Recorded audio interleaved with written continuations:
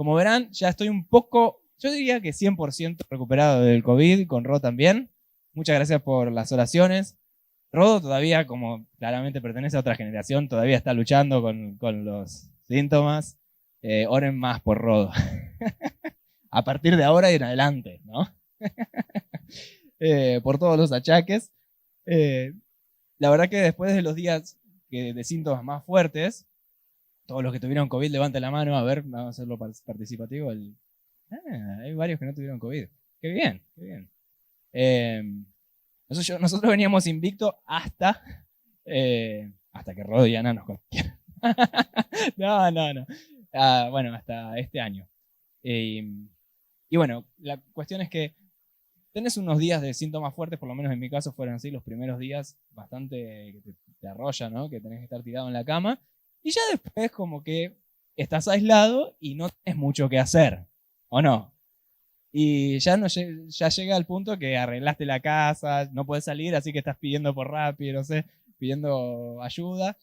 Y ya no sabes qué hacer, entonces te pones a mirar series o a mirar películas, ¿o no? Una de las series que miramos con Ro es la que se hizo nueva de Maradona. Maradona Sueño Bendito. ¿La escucharon o la vieron? ¿Sí? Bueno, bárbaro. Y bueno, tiene cosas muy graciosas, y tiene cosas que no son así, pero está buena, o por lo menos a mí me gustó por dos razones. Una, porque para las personas que nacieron antes de cuando nació Rodo, no vivimos el mundial, el último mundial que Argentina ganó, entonces está bueno como revivirlo desde el lado de la ficción. Por lo menos sos parte un poco de ese momento y como que te emociona, ¿no? Y por otro lado, porque encapsula todo un momento cultural de la Argentina y del mundo que bueno, que ahí en el 86 como que eh, hay muchos conflictos con la prensa y todo eso, porque se empiezan a recibir muchas críticas por la presión que hay en el fútbol en Argentina de ganar y todo eso, y se le empieza a exigir muchísimo a un pibe que había salido de la villa y que piensa con los pies básicamente, que a los conflictos más bravos que tenía la sociedad en ese momento. Entonces es interesante por ese lado también. Hay mucho conflicto con la prensa y es bastante gracioso que el que actúa del Maradona maduro, digamos, como futbolista, quiero decir, es bastante, bueno, trata de imitar como él hablaba y todo, y sobre todo con la prensa, y es como loco, ¿qué haces? ¿No? Y es bastante pegajoso como habla, ¿no? Así que si me ven que hablo así, me digo como que, y al final vos quién sos, es por la serie de Maradona. Y bueno, esto me hacía pensar en cómo uno defiende algunas cosas en la iglesia, ¿no? O de su vida cristiana, que que puede después salir un poco esto de decir, bueno, ¿qué crees? Como, ¿me estás cuestionando las cosas que yo creo? Mirá que me pongo loco, ¿no? Nos paramos de mano, porque no sé qué más hacer. Hay cuestiones, hay corrientes dentro del mundo cristiano, vamos a decirlo así para englobar todo, que nos quieren llevar para un lado, nos quieren vender cosas, nos quieren convencer de cosas, y que a veces no son completamente bíblicas, ¿no? Una de ellas, que yo ya he hablado de esto y algunos ya me conocen por tener como una vena contra esto, es esta corriente individualista que hay muchísimo, que se ve en las redes, de los cristianos que deciden de alguna manera iniciar movimientos independientes, paralelos a la iglesia local, paralelos a la iglesia en general, paralelos inclusive a lo que es los evangélicos, y uno tiene que estar listo para presentar defensa, ¿no? Contra eso y no dejarse llevar por cualquier viento de doctrina, como dice la Biblia. Entonces, tenemos dos opciones. Una es defendernos como Maradona y decir tipo, pero si la iglesia es lo mejor que hay, ¿no? O yo fui y soy y seré cristiano de iglesia. O yo me equivoqué y pagué, pero la iglesia no se mancha. ¿No? Un aplauso. 3 frases célebres de Diego Maradona. Bueno, entonces todo esto motivó el título del mensaje, que se llama ya me lo spoilearon, no te puedo creer. Bueno, no importa. Iglesia Sueño Bendito. Bien, de eso vamos a hablar en esta mañana y espero que el Señor nos esté acompañando en esto. Hay un versículo en Juan 5, 19, 20, no sé si lo tenemos ahí, sí, que está Jesús y le responde a los fariseos lo siguiente, ¿no? Que los fariseos estaban muy enojados porque él se hacía como Dios, dicen, ¿no? Y él les dice, les aseguro que yo, el Hijo de Dios, no puedo hacer nada, esto no es puedo hacer, no, esto es no puedo hacer nada por mi propia cuenta, solo hago lo que veo que hace Dios, mi Padre. Él me ama y me muestra todo lo que hace. Y uno se pregunta, ¿qué es lo que está haciendo Dios? ¿No?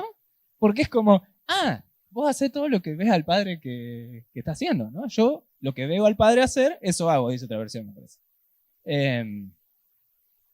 Y es como, ¿qué hace Dios? ¿No? Como que quiero saber qué hace Dios, así yo también puedo verlo y seguirlo y imitarlo. ¿Verdad o no verdad? ¿Tiene sentido? Es como que nos deja ahí picando esto de, bueno, está bien, vos Jesús, bárbaro, lo ves, ¿y yo qué hago? Yo no lo veo, así como vos lo estás diciendo. Y me parece, desconocer la respuesta a esta pregunta de qué está haciendo Dios, de cuál es el plan de Dios, cuál es el diseño de Dios, lo que nos hace ir por cosas que parecen muy cool y muy copadas, pero que no son enteramente bíblicas. ¿Okay? Entonces, ¿qué está haciendo Dios? ¿Está tuiteando? ¿Está debatiendo en redes? ¿Está haciendo vivos de Instagram? ¿Está haciendo campaña política? ¿Está entrenando a Messi para el Mundial? ¿Qué está haciendo Dios? Hay que conocer esta respuesta. Y una de las cosas que más se ve en las redes sociales y en general es esto de creo en la iglesia, creo en Dios, pero no en la iglesia. Creo en Dios, sí, yo creo en Dios, pero no creo mucho en los pastores, ¿viste? Como que hay, no sé, hay maneras... ¿No? No, ese discurso está muy instalado y se elevó a movimiento, como nosotros somos los que no creemos tanto en la iglesia y es absolutamente muy peligroso tomar esta actitud, no porque queramos ser como agureros, no, los que están lejos les va a ir mal, les va a agarrar cáncer y gangrena, no sé. No es así, no es que te va a partir un rayo si vos haces algo que es antibíblico. La mayoría de la gente vive antibíblicamente, es el espíritu que tiene. Pero hacer de eso un ministerio y reclutar personas del Evangelio y personas que siguen a Cristo para llevarlos por un camino que vos ni siquiera conocés y ni siquiera comprobaste, es muy, muy peligroso. Estas personas cada vez confunden más su falta de arraigo con una iglesia local y su falta de pertenencia a veces con una especie de libertad espiritual. ¡Ay, qué libre que soy! ¿No? Y yo entiendo que es un intento humano, ¿no? De liberarse por ahí de algunas cuestiones, sobre todo de la religiosidad, pero se liberan a tal punto que terminan confundiendo su propio pensamiento con la voz de Dios. Entonces pasan de descreer en la iglesia a descreer en la Biblia. Pasan. Decir, está bien que yo descreo, no, la iglesia no creo tanto en la iglesia. Creo en Dios, pero no en la iglesia. Después creo en Dios, pero no en la Biblia. Después empiezan claramente, si ya no crees en la Biblia, empezás a creer en lo que vos pensás y en lo que vos entendés. Entonces se empiezan a guiar por su propio entendimiento y terminan haciendo una especie de Dios a su imagen. ¿Ok? Que no es un Dios bíblico, sino un Dios como en las películas basado en la Biblia, ¿no? Porque siguen hablando de Abraham, siguen hablando de Jesús, siguen hablando de un montón de cuestiones bíblicas, pero como que son basados en la Biblia, no son bíblicos per se, no son realmente bíblicos. Entonces, terminan mezclando unas opiniones sobre la Biblia con alguna filosofía, con algún pensamiento oriental, con cosas, con ideologías políticas a veces, con humanismo, con feminismo, con lo que vos quieras. Entonces, eso es lo que la Biblia llama hacer fuego extraño, hacer mezcla de la palabra de Dios con otras cosas que Dios realmente no puso ahí. Uno tiene yo no nos paramos acá como diciendo, nosotros conocemos toda la verdad, tenemos toda la mejor doctrina del mundo, nosotros no tenemos agujeros por ningún lado. Pero sí tenemos la humildad de reconocer que haciendo algo con muchas ganas y con mucho entusiasmo no soluciona, no es base suficiente para iniciar un movimiento y decir, este es el movimiento más santo que hay en la tierra, o así se debería adorar a Dios. ¿Ok? Entonces, cada vez son más, lamentablemente, yo le puse esta figura de cristianos como errantes, ¿no? Errantes espirituales, que van por la vida y no tienen un lugar de arraigo y empiezan a dejarse llevar por cualquier cosa que les sale en la publicidad de Instagram, cualquier cosa que el influencer de turno les tira, cualquier cosa inclusive que resuene con sus tradiciones, con su manera de pensar. Seguir a Dios no tiene tanto que ver con nuestra propia cultura, sino con la de Él, ¿no? Con su cultura, con su manera de hacer las cosas, con sus diseños. ¿Hasta acá bien? Bien. Entonces, estas personas obviamente no llegan a ningún lado porque no tienen ninguna dirección y ministran de lo que tienen. Ministran su propio vacío espiritual a las personas porque son como si fueran ovejas sin pastor, porque son como si fueran sin padre, como que tienen un espíritu de orfandad y ministran como esa falta de paternidad también a sus acólitos. ¿Quién sabe lo que quiere decir acólitos? No importa. A los que nos siguen, ¿no? Entonces, cuando la Biblia habla de que por falta de conocimiento perece el pueblo, realmente no está hablando solamente de decir, ¿en qué sé yo? A ver, Martos, quiero decir. Mateo, Marcos, Lucas. Juan, está bien, ahora están todos seguros que no les va a pasar nada. No se refiere a ese tipo de conocimiento. ¿Al conocimiento de qué? Al conocimiento de lo que Dios está haciendo para que yo pueda hacer lo mismo. A este conocimiento que Jesús les dice a los fariseos y bueno, los fariseos estaban completamente ofendidos ya, pero que en definitiva nos refleja la manera de vivir la vida cristiana. Miramos el modelo que tenemos de parte de Dios, que se revela en la Biblia y a través de la iglesia, y lo imitamos, intentamos seguir. Entonces, no es una buena idea andar haciendo planes B, como si el plan de Dios no hubiera funcionado. Como, bueno, está bien, Dios hizo esto, no sé, Dios hizo la iglesia, ¿no? Pero no le funcionó tan bien, entonces mejor hagamos otra cosa que se le parezca. No es la voluntad de Dios, no es lo que está en el corazón de Dios hacer planes B. Él tiene su propio plan y te aseguro que en vez de inventar plan B, C, Z, lo que tenemos que hacer es volver al plan de Dios como Él lo dice y las cosas van a empezar a andar como Dios manda. Bien. Entonces, además de esto, yo casi que termino la prédica acá como no podemos hacer nada por nuestra propia cuenta, ¿no? Como que ese versículo ya nos dice muchísimo de nuestro entendimiento o falta de entendimiento espiritual, de que sin Dios y sin una comunidad que esté ahí edificándonos y velando por nuestra vida espiritual, no podemos hacer nada. Entonces, la pregunta es, ¿qué está haciendo Dios en la tierra? ¿Ok? Creo que podemos pasar a la próxima slide. No podemos pasar. Bueno, lo que Dios está haciendo, sí podemos pasar. Hay una historia en la Biblia que es una de mis favoritas de toda la Biblia, y es la que está en 2 de Samuel 7. Les cuento un poquito el contexto. Es David, que él está en su palacio, y está todo muy bien porque es un tiempo que la guerra ya no había guerra, entonces era un tiempo de paz. Y en ese momento se mira así que estaba muy cómodo en su palacio y tiene como una revelación. Y dice, yo estoy viviendo acá, en este palacio. Mirá las paredes, mirá las cortinas, mirá el piso. Y Dios está en una carpita ahí afuera. ¿Cómo puede ser que el arca de la presencia de Dios estoy viviendo, ¿no? Tengo una casa tan pobre, comparada a mí, que yo soy solamente un rey terrenal? Y entonces, él va y hace lo que se le da la gana. No, va y consulta al profeta Natán, ¿verdad? Y el profeta Natán les dice, bueno, ya lo tenemos acá. Mira, yo habito en una casa de cedro, mientras que el arca de Dios habita en una tienda. Creo que es la siguiente. Y el rey le dice, ahí está. Anda y haz todo lo que está en tu corazón, porque el Señor está contigo. Le confirma que este impulso de buscar hacerle una casa a Dios, o ese conflicto que le entró en el corazón, es algo que viene de parte de Dios.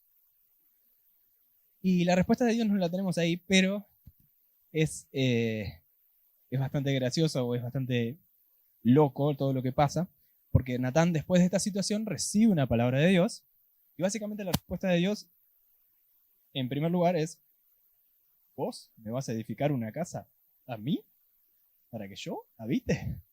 ¿No? Y vos decís, uy, dio la pata, ¿no? Como, yo voy a habitar en una casa hecha por manos humanas. ¿No te parece que es algo imposible? Casi como podemos leerlo así. Pero la respuesta de Dios continúa y dice: yo nunca me quejé de vivir en un tabernáculo, en una tienda o donde sea.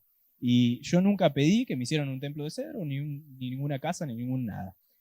Pero, aún así, la actitud del corazón de David fue correcta y fue aprobada, y lo vemos en los siguientes versículos de la respuesta de Dios. Dios le dice a David: yo te tomé del prado, de detrás del rebaño, para que fueras el rey de Israel. He estado contigo por donde quieras que has andado, he eliminado a todos tus enemigos de tu presencia, por eso hay un tiempo de paz, y haré que tu nombre sea grande como el nombre de los grandes de la tierra. Entonces, ahí vemos que ya Dios empieza a confirmar que esa actitud había sido buena, pero no responde nada de la casa hasta acá, ¿no? Excepto esto de: vos me vas a hacer casa a mí. Es medio extraño, porque obviamente, como vemos en Hechos, en el discurso de Esteban y en Isaías 26, ahí inclusive Esteban hace referencia a ese versículo, que dice: Dios no habita en templos hechos por manos de hombres, Dios no habita en edificios hechos por hombres.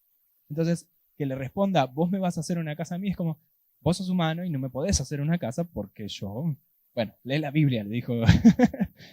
Lee la Biblia dentro de 2000 años, le dijo Dios, de alguna manera. Entonces, con respecto a la casa, ¿qué?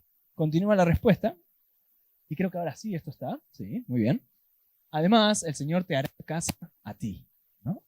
Cuando se cumplan tus días y reposes con tus padres, yo levantaré después de ti a un descendiente tuyo, el cual procederá de tus entrañas, y afirmaré su reino. Él edificará una casa a mi nombre, y yo estableceré el trono de su reino para siempre. Yo seré para él padre, y él será para mí hijo. Hasta acá la palabra de sí. ¿De quién está hablando? ¿De Salomón? ¿El hijo de David que lo siguió en el trono? Fue Salomón. Aún así, él será para mí, yo seré para él padre y él será para mí hijo. Y su trono, su reino será para siempre. Como que está hablando, David entiende que Dios le está prometiendo una casa, quiere decir un linaje, una dinastía eterna, pero va más allá. Esta persona que va a edificar una casa es Jesús. Esta persona que va a establecer su trono para siempre es Jesús, y viene del linaje de David. Y esta persona que va a ser el hijo de Dios, y Dios va a ser su padre, es Jesús. ¿Okay? Entonces, vemos que desde este momento ya podemos ver la intención, el plan, el diseño de Dios de que se construya una casa. Y ahora vamos a hablar de lo que quiere decir la casa. Para Él, para su presencia, y que ese es un diseño que viene de parte de Él. ¿Hasta acá bien? Entonces, ¿cuál casa es esta? ¿Es la casa que hablamos en las moradas espirituales en el cielo? ¿Es una casa? ¿Es la casa que está arriba de la roca? ¿Qué casa es? Yo creo que podemos referirnos a la Biblia en 1 de Pedro 2, que dice: Cristo es la piedra viva, rechazada por los seres humanos, pero escogida y preciosa ante Dios. Al acercarse a Él, también ustedes son como piedras vivas, con las cuales se está edificando una casa espiritual. Salomón construyó un templo físico. Sí lo construyó. Fue glorioso. Se llenó de la gloria de Dios. Fue algo tremendo en lo espiritual, a tal punto que inclusive las personas que no creen en Dios y son enemigos de Dios y hacen brujería y todo, los tomaron como diseño al templo de Salomón para hacer cosas en contra de Dios. Imagínense la importancia del templo de Salomón. Pero, aún así, Dios no habita, no es el plan de Dios habitar en un templo para siempre. El plan de Dios es una casa espiritual. De este modo llegan a ser ustedes un sacerdocio santo para ofrecer sacrificios espirituales que Dios acepta por medio de Jesucristo. Entonces, cuando hablamos de una casa espiritual, estamos hablando de Cristo, que es la roca principal, la piedra viva, y estamos hablando de todos ustedes, que son como piedras vivas, que construyen una casa espiritual. No sé cuántos saben, pero en la antigüedad se construía con piedras. Y cada piedra tiene su particularidad. Uno no puede hacer alguna vez quisieron hacer un montón de piedras y fallaron estrepitosamente, claramente. No, uno tiene que buscarle la vuelta a construir con piedras para que sea algo que se sostenga, ¿no? Entonces, estas piedras que Dios selecciona, sos vos y soy yo, y es Cristo la base de eso. Y lo que Dios está construyendo es una casa espiritual a su nombre, una casa de adoración a su nombre. ¿Dónde está eso? Está no entre paredes, no en un lugar físico, sino en la comunidad de fe que Él estableció en la tierra, que es su iglesia. Amén. Entonces, esa promesa que le da Dios a David, en ese momento que parece como que tiene una inspiración divina, es una promesa de la iglesia. Es una promesa que la iglesia es el diseño de Dios para la tierra. Es el sueño bendito de Dios, ¿verdad? ¿Y por qué digo que es el sueño bendito? Porque si continuamos leyendo, no sé si está el versículo, creo que no. La respuesta de David a esto es como una alabanza, ¿no? Como, wow, qué honor, qué privilegio. Yo no me imaginé que me ibas a bendecir de esta manera, porque él estaba entendiendo el linaje real, ¿no? De su reino, la continuidad de su reino. Y termina diciendo, después de que alababa y todo, dice, wow, como que ahora con esta respuesta, él se animaba a orar que Dios bendijera ese linaje y esa casa. Y dice, con tu bendición, la casa de tu siervo será bendita para siempre, ¿no? Y acá fue donde encontré el sueño bendito de Dios, ¿no? Con tu bendición, la casa de tu siervo, él se refiere a él, pero nosotros estamos entendiendo la casa de Jesús, la iglesia, será bendita para siempre. Así que, reiterando, la iglesia es el sueño bendito de Dios, es el diseño de Dios para manifestarse a la iglesia. La iglesia es, siguiente, y otra más. Dale una más, Día. ¿No salió? Sí salió.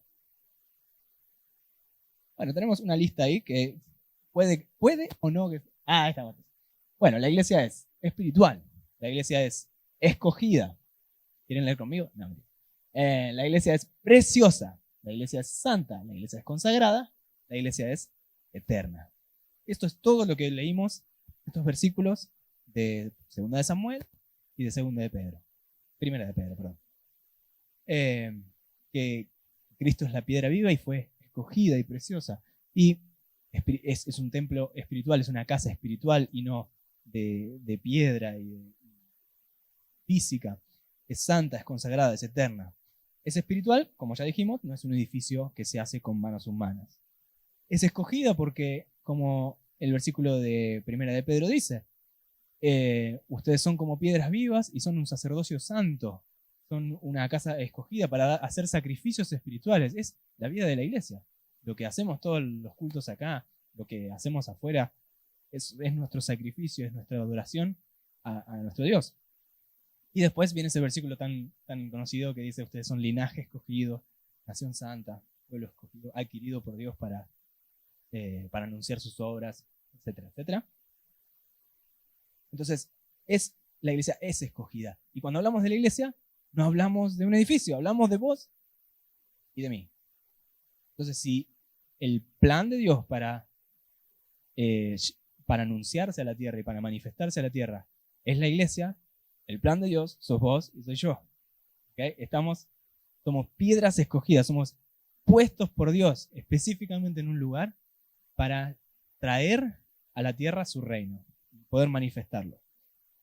Es preciosa, ¿por qué? Porque Jesús la llama a su novia. Imagínense que si Jesús mismo dice, yo soy la cabeza y ustedes son el cuerpo de Cristo. Yo soy el novio, ustedes son la iglesia es la novia. Estamos hablando de lo más precioso que hay. Digan amén los casados, ¿no? Lo más precioso que tenemos es nuestra esposa. Y al revés también. Entonces, la iglesia es preciosa, tiene un alto valor, el valor que Dios decidió darle, que es nada más y nada menos que la sangre de su Hijo. Es consagrada porque es dedicada para Dios y es eterna porque, como leíamos hoy, con la bendición de Dios, la iglesia será bendita para siempre. La casa de tu siervo será bendita para siempre. Amén. Ok, ¿necesitan un break? Están como... ok. Entonces, ¿se acuerdan de dónde venimos? ¿Se acuerdan que venimos de...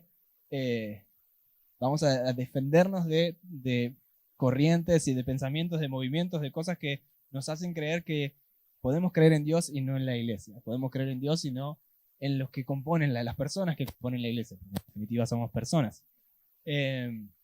Pero entendemos de parte de Dios que la iglesia no es un templo, no es un sistema religioso. La iglesia es el plan de Dios para la tierra. La iglesia sos vos y soy yo. Y la iglesia es el plan de Dios desde siempre, desde David hasta Jesús y hasta el final de los tiempos. Cuando digo que es eterna, también la Biblia dice, no hay nada que le pueda hacer frente, ¿no? Ni las puertas del Hades van a prevalecer contra ella. Así que tenemos una alta seguridad de que cualquier cosa que nos indique a decir, está bien, voy a hacer mi vida espiritual por fuera de la iglesia, no es algo ni bíblico ni aconsejable. Lo que Dios está construyendo. Bueno, entonces, tenemos muy pregrabado en nuestra mente que lo que Dios hace, lo hace arriba de una plataforma. Que lo que Dios hace está sucediendo acá en este momento. Esto es lo que Dios hace. Y eso es lo que miran a lo que Dios hace. Y es exactamente al revés, ¿no? Como sucede por ahí en el teatro. Si esto realmente fuera como Dios diseñó la cosa, ustedes estarían acá arriba, los que sirven estaríamos ahí abajo, y Dios sería el que está sentado mirando lo que está sucediendo. ¿Ok? Un cambio de perspectiva. La iglesia estaría arriba del escenario, los que sirven, las personas, todos los voluntarios, estaríamos escondidos ahí como los músicos en una ópera o en un concierto, y Dios sería el que está sentado mirando ese espectáculo y disfrutando de su creación, de sus hijos y todo. Esa imagen es muy linda, hace mucho la escuché. Entonces, lo que Dios está construyendo, lo que Dios está haciendo y queremos imitar, como Jesús nos dijo, es construir, no está arriba de la plataforma, sino que está debajo de la plataforma, ¿verdad? Entonces, ¿qué es esto?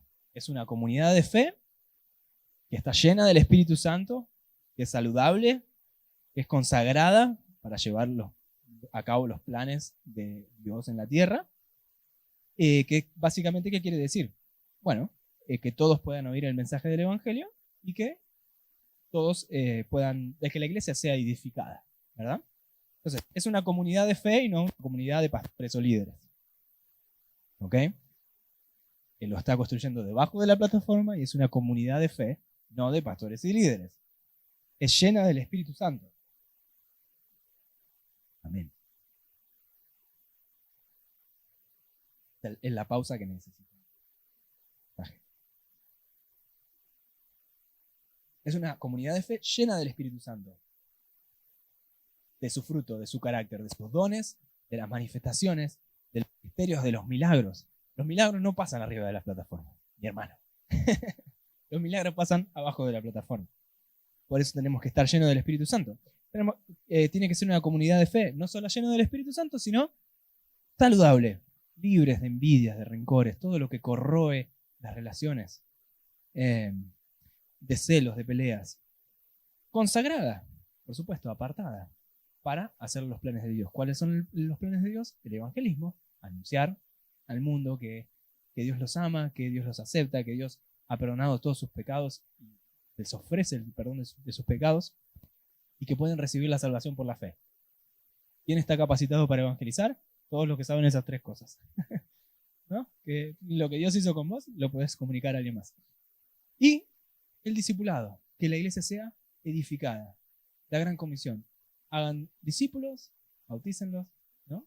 Y todo eso es lo que hacemos como iglesia. Somos una comunidad de fe llena del Espíritu Santo, saludable, consagrada para el evangelismo y para el discipulado.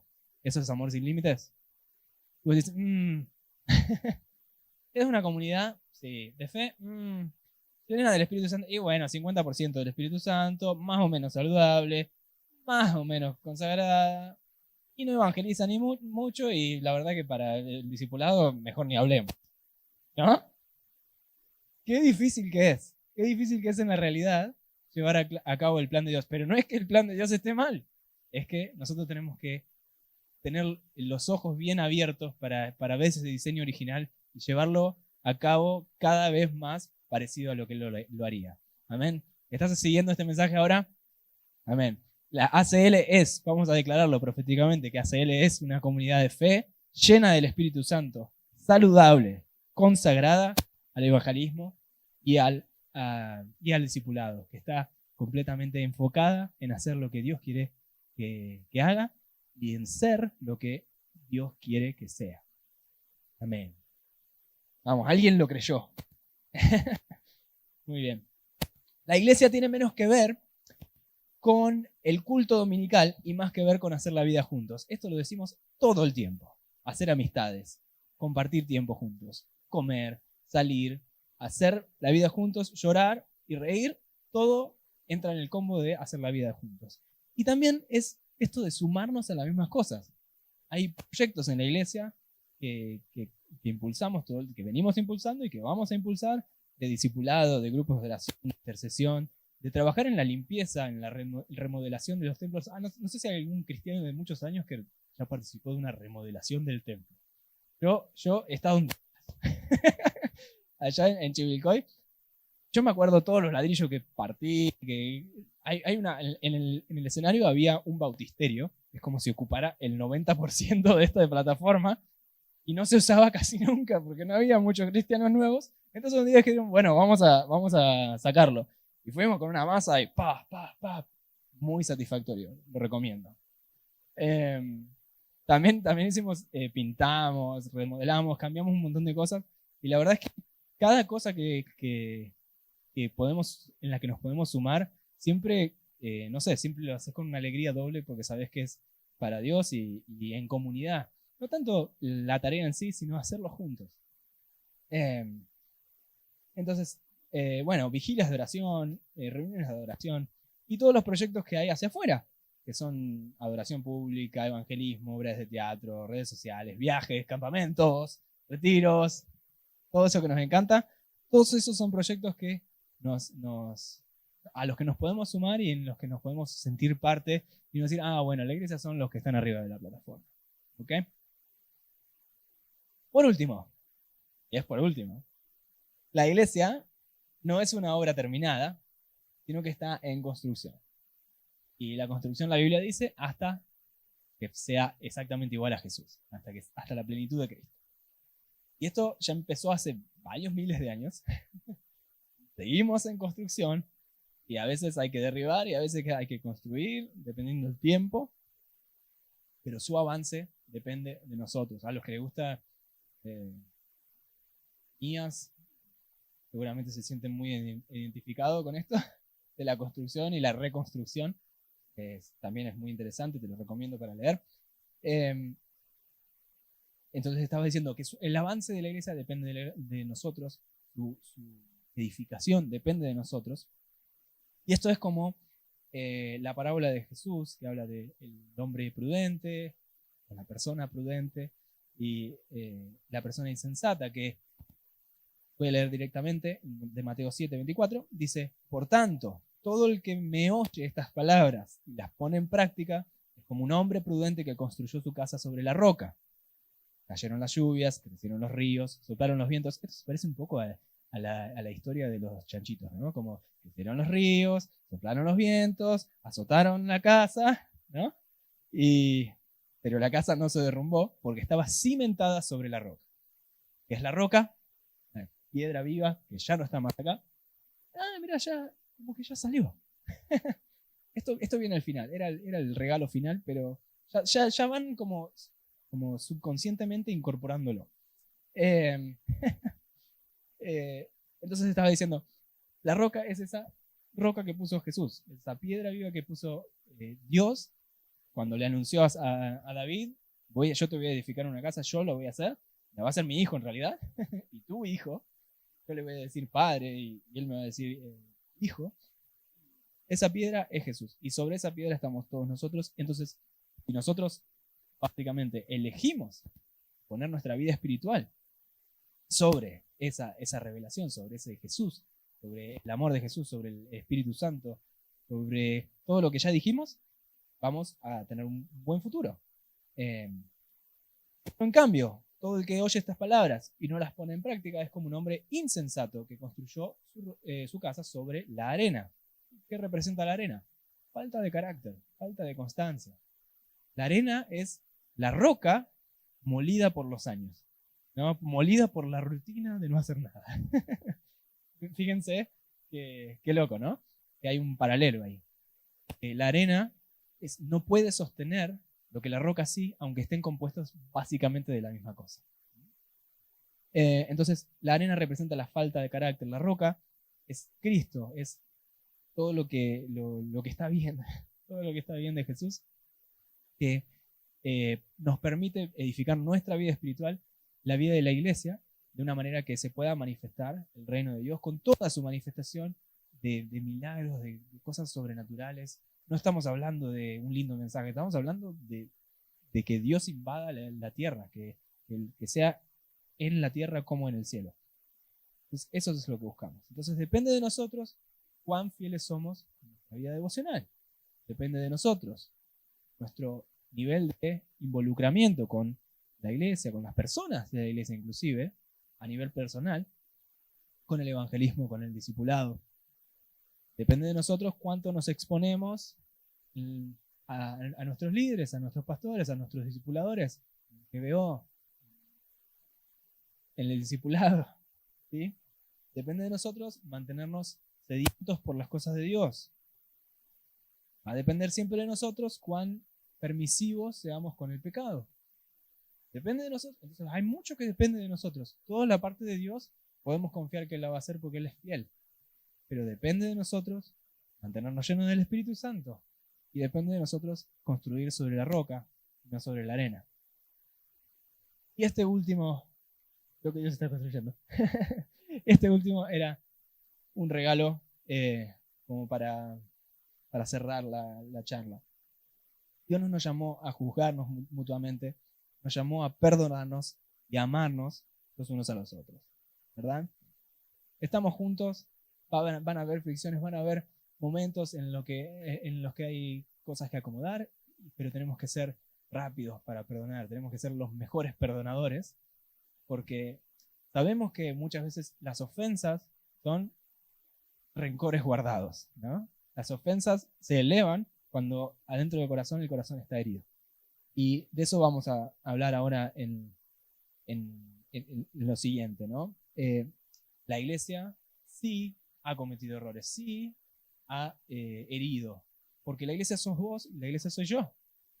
Y más duele cuando la persona que te tenía que cuidar, la persona que tenía que velar por vos y por tu vida espiritual, te decepciona, te hiere, actúa de manera opuesta a lo que vos esperarías de una persona que está en esa posición. Pero tengamos esto en cuenta, ¿no? Dios no nos llamó a juzgarnos mutuamente. No es que nos tenemos que comparar, como predicaba Ana la semana pasada. No es que tenemos que andar pensando, ay, que me gustaría tener el ministerio de Diego, el ministerio de Kelly, me gustaría tener los dones de Alfredo, los dones de Rulo. Yo tengo que ser lo que Dios siempre pensó de mí y hacer lo que Él quiere, me guste o no me guste, y me tengo que despreocupar y perdonar las ofensas. Hay una gran bendición en perdonar las ofensas. Perdonar las ofensas hay una gran bendición en sufrir injustamente, dice la Biblia. Cuando somos pasados por sufrimientos justos, dice la Biblia que no somos como nadie especial, ¿verdad? Sufrimos injusticias. Las personas que sufren injusticias en cualquier ámbito de la vida se sienten, están bien en decir, uy, esto no me debería haber pasado y no lo voy a hacer más o voy a cortar con esta situación. Pero las personas que se ponen a través de sufrimientos injustos son las que reciben una bendición extra de Dios, ¿verdad? Que son resilientes y están determinados a hacer algo y se dejan procesar de una manera por Dios para que ese carácter de Cristo esté en ellos. No tiene ningún valor decir, voy a hacer algo, no voy a tener ningún sufrimiento para ello. No voy a tener que pagar ningún precio para seguir a Dios. Y eso es básicamente al revés de la vida cristiana. Vamos a tener que pasar por sufrimientos justos, esperemos que sean solamente los justos, pero hay muchos injustos y tenemos que estar listos para perdonar y para amar. Principalmente porque este pensamiento arranca en yo también herí, yo también ofendí, yo también se me escapó, yo también estuve en una posición de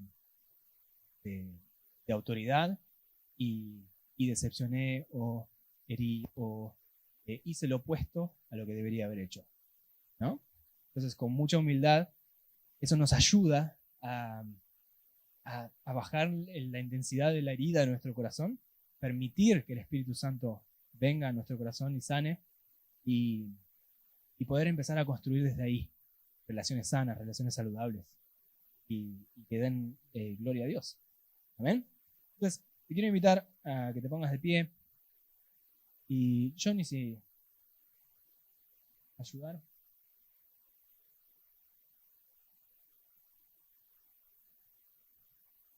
Yo creo que es hora de sanar, es hora de desarrollar una relación sana con tus discipuladores, con tu líder de GBO, con tus pastores y entre las personas todas de la iglesia.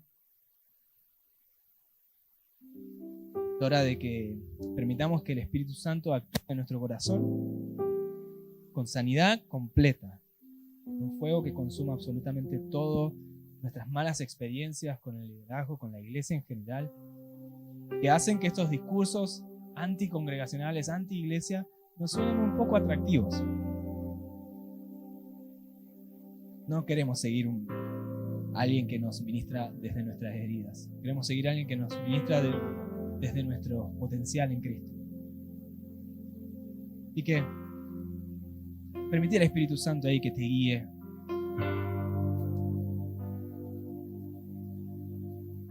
Porque tuviste muchas buenas experiencias. Pero lamentablemente, las malas experiencias son las que más nos marcan, las que más nos cuesta dejar, nos cuesta perdonar. Y esto nos toca a la mayoría. No es algo que te pasó solamente a vos. Me pasó a mí, me pasó a Roda y a Ana, a Ro, seguramente a Johnny. Todos tuvimos que caminar ese proceso de sufrir injustamente. Pero hoy creo que Dios quiere decir, basta de sufrir por esto que ya se terminó. Aunque te hayan roto el corazón, aunque te hayan decepcionado, aunque hayan hecho lo opuesto a lo que vos esperabas, aunque te hayan herido con palabras feas, es el Espíritu Santo el que te dice, el perdón es el mejor antídoto. Porque a la única persona que daña la falta de perdón es a uno mismo. Pero el perdón habilita al Espíritu Santo a actuar y sanar. Así que pone tu corazón delante de Dios en esta hora, con el entendimiento de que somos imperfectos y que nadie es libre de herir y ofender. Seamos o no conscientes de eso. El Padre nuestro dice: perdónanos el mal que hacemos, como nosotros perdonamos el mal que nos hicieron.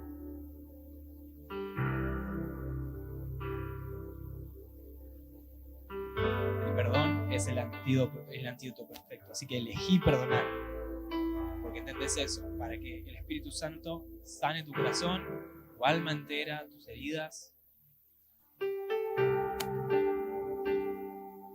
Porque no podemos ser piedras vivas, piedras efectivas en el lugar que Dios nos quiere poner. Y por dentro hay cosas que todavía no están selladas, no están perdonadas. Y no podemos volver a ellas de una manera saludable. No podemos construir sobre un corazón roto.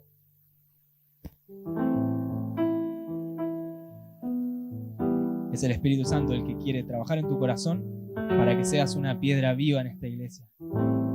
Para que no sea arena tu corazón. Elegí perdonar para que el Espíritu Santo moldee tu carácter. Para que el fuego del Espíritu Santo no se apague en ningún área de tu vida, en tu vida devocional, en tus dones, en tu ministerio, en tu servicio. Podemos decir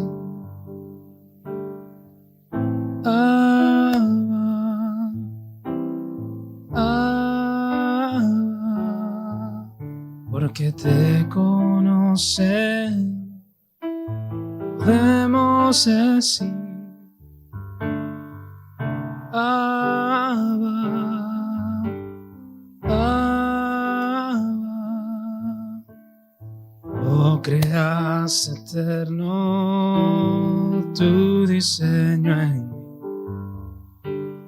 Me amaste primero, me formaste para ti.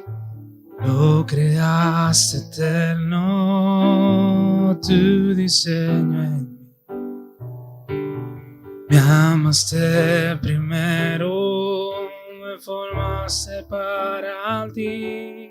Espíritu Santo, pedimos perdón a las personas que nos ofendieron, pedimos perdón por ofender, pedimos perdón por todas las veces que la iglesia dañó en vez de levantar, habló mal en vez de bendecir, hizo lo opuesto a lo que había en tu corazón. Rompimos no solamente el corazón de esa persona, rompimos tu corazón en hacer eso. Hoy nos alineamos, Dios, a tu corazón, a tu diseño, a tu Espíritu Santo, Dios, y pedimos, Señor, en cada persona que esté en este lugar, que se identifique con este mensaje, que haya sanidad completa, Dios, que haya corazones de piedra en el buen sentido, de carácter de Cristo, que haya personas llenas del Espíritu Santo cuyos corazones no sean arena, cuyos corazones no se debiliten ante las presiones emocionales de vivir en comunidad juntos.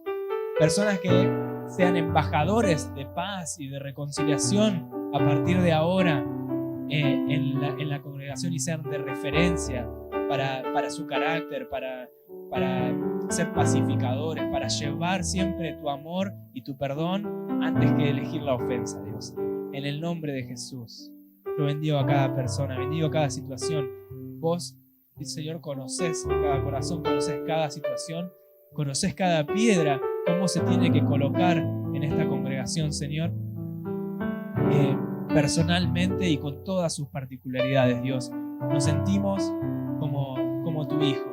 Nos sentimos una hija, un hijo de Dios que está queriendo empezar a ver lo que el Padre hace e imitar lo que el Padre hace. En el nombre de Jesús, te bendecimos, te amamos. Amén y amén. Dale un fuerte aplauso a Dios. Amén. Y no me olvidé. Excelente. Hoy tenemos Santa Cena. Amén. Y qué curioso, ¿no? Que la Biblia aclara de alguna manera que si antes de adorar a Dios nos pongamos de acuerdo, pidamos perdón de las ofensas, estemos bien con nuestros hermanos que podemos ver, porque si no podemos solucionar algo y no podemos amar a la persona que vemos, cuánto menos podemos amar a Dios. Entonces, esta palabra está súper conectada con este momento. Quería leerles de 2 de Corintios 5:21, 3 versiones del mismo versículo. Estoy re bíblico últimamente, lo lamento. Que dice así: Dios tomó a Cristo, que no tenía pecado, y puso sobre él nuestros pecados para declararnos justos por medio de Cristo. Después dice, pues Dios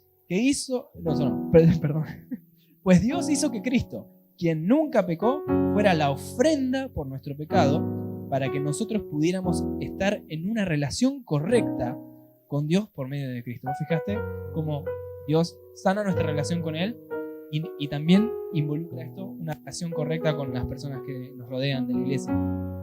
Y por último, al que no cometió pecado alguno, por nosotros Dios lo trató como pecador. Y eso ya sabemos qué significa. Para que en Él recibiéramos la justicia de Dios. Entonces es como que podemos completar toda la imagen con estos 3 versículos. Dios tomó a Cristo, que no había cometido pecado alguno, que nunca pecó, que no tenía pecado siquiera, puso sobre Él nuestros pecados y como una ofrenda por esos pecados, lo trató como pecador. ¿Para qué? Para que por medio de Él estemos en una relación correcta con Dios, entre nosotros, para que Dios nos pueda declarar justos delante de Él por medio de Cristo y para que recibiéramos esa justicia de Dios. Es un panorama muy, muy tremendo de lo que significa el sacrificio de Jesús para nuestra vida. No solamente personal con Dios, sino comunitario. ¿Amén? Entonces quiero invitar a Rulo y a Analía.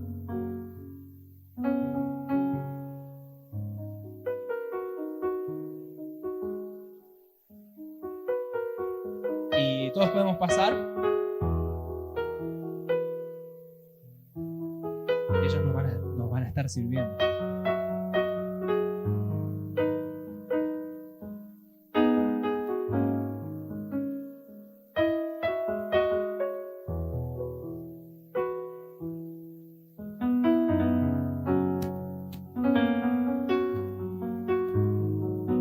Muy bien. Pueden ir pasando, tomar una copa, un pedazo de pan, y luego formamos grupos para estar orando y pasar este momento juntos.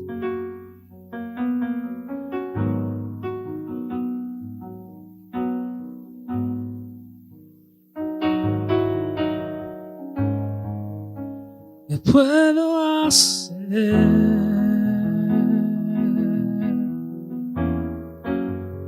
Puedo decir,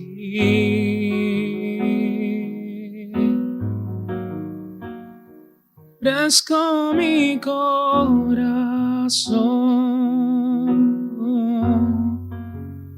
completamente a ti. Puedo hacer, puedo decir,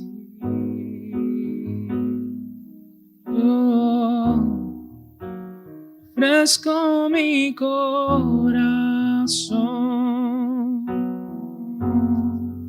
completamente a ti.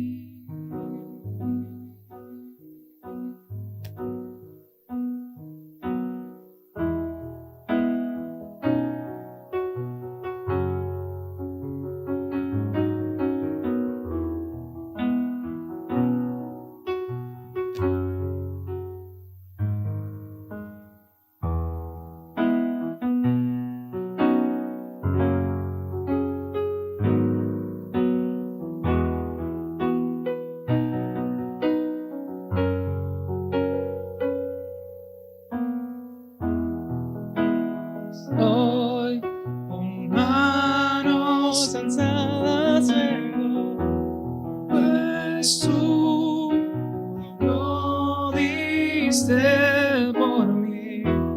Aquí estoy, mi alma a ti entrego, tuyo soy, Señor. Aquí estoy, con manos alzadas vengo, pues tú